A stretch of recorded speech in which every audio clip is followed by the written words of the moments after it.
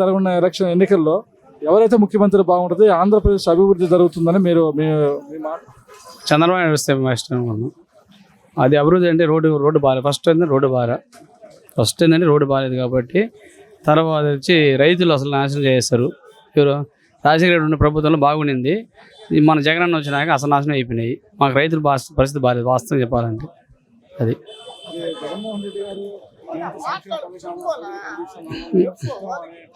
అవన్నీ వేస్ట్ మాటలు ఎందుకు చెప్పుకునే మాటలు కదా, కానీ జరిగే మాటలు కావాలా. అది నారా చంద్రబాబు నాయుడు అయితే బాగుంటుంది సార్. సార్ అనుభవం ఉన్న వ్యక్తి కాబట్టి.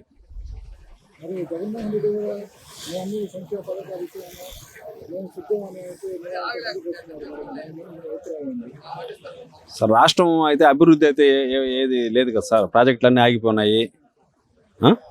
ఉద్యోగాలు ఇవ్వట్లేదని ఆయన మొదటి సంతకం చంద్రబాబు నాయుడు వస్తే డిఎస్సి మీద సంతకం పెడతానన్నాడు.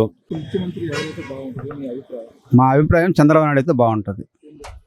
అభివృద్ధి అనేది అతనికి బాగా తెలుసు కాబట్టి.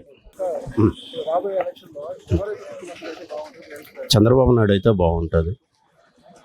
అభివృద్ధి అనేది కానీ, ఐటీ కానీ, రోడ్లు రవాణా ఏది సరిగ్గా లేదు.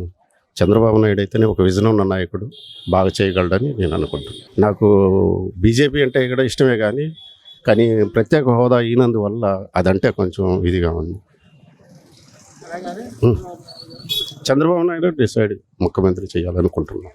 ఎడ్యుకేషన్ పరంగా అయితే ఈయన వస్తాడు, ఈయన అనుకుంటున్నా నేను, చంద్రబాబు గారు. కానీ పథకాలు వాటి పరంగా అయితే ఈయన బెటరు. అట్టని చెప్పలేము సార్, అది కాన్ఫిడెన్షియల్. అది అసలు అట్లా చెప్పలేం. ఎందుకంటే ఒకరు చెప్పి ఒకరు చెప్పడం అనేది అది కరెక్ట్ కాదు. అది ఎవరు వచ్చినా మంచి చేస్తే బెటర్ అంతే.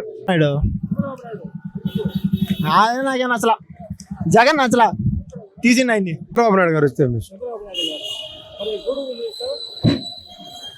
మీరు మురళని వస్తే అదే చంద్రబాబు నాయుడు వస్తే పైన సునీల్.